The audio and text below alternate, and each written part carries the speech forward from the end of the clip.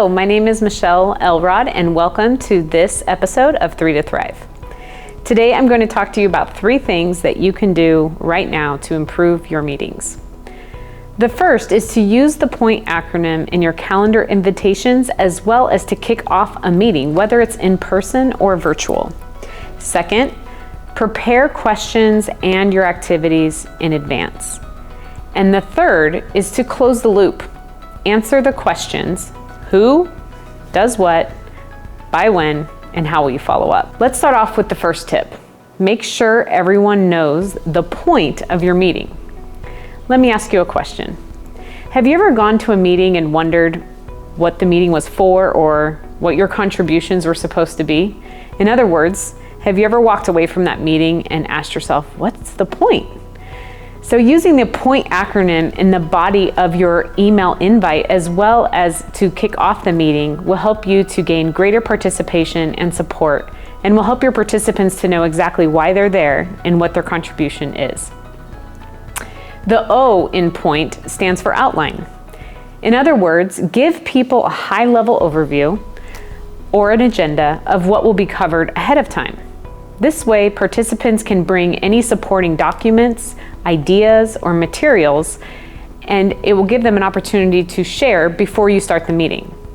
I also recommend sharing the agenda ahead of time, right before you start the meeting.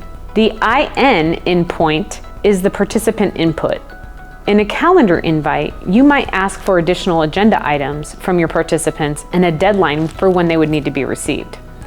During the meeting, you might ask, in addition to what we have on the agenda, what would you like to make sure that we cover during our time together? Those are 2 examples of how you might use input in the POINT acronym. The T in POINT stands for transition. In written format, this would actually be the closing of the communication, whether it's an email or a calendar invite, or the closing.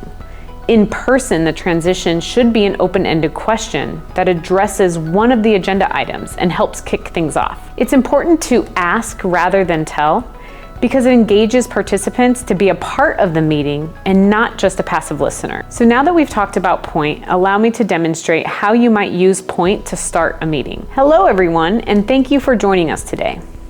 The purpose of today's meeting is to meet to discuss our goal on communications and what each of our contributions will be.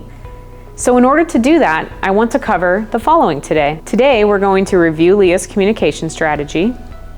We're also going to discuss potential challenges to implementing the proposed strategy.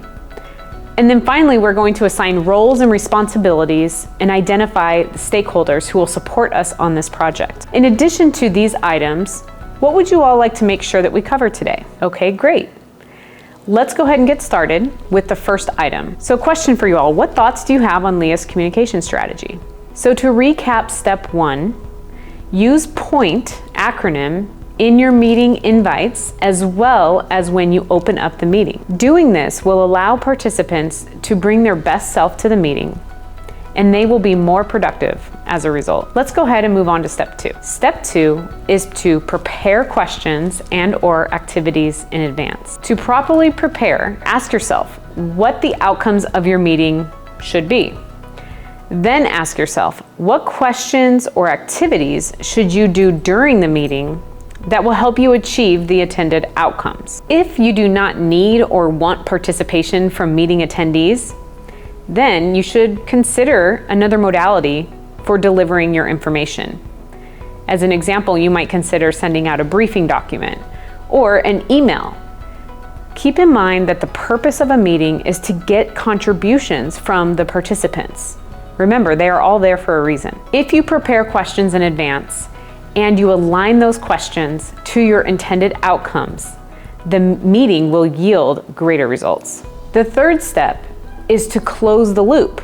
Wrap up your meeting by telling participants, okay, now we are going to move to the WWWHF portion of our meeting. Who does what, by when, and how we are going to follow up. The reason it's important to ask your participants is this makes it a more collaborative process and it keeps the participants involved throughout the meeting.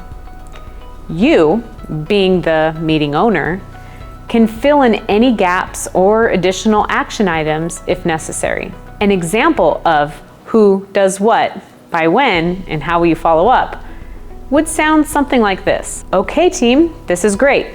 Thank you everyone for participating throughout today's meeting. We have made significant progress on a lot of items. Let's go ahead and talk about what some of those items are.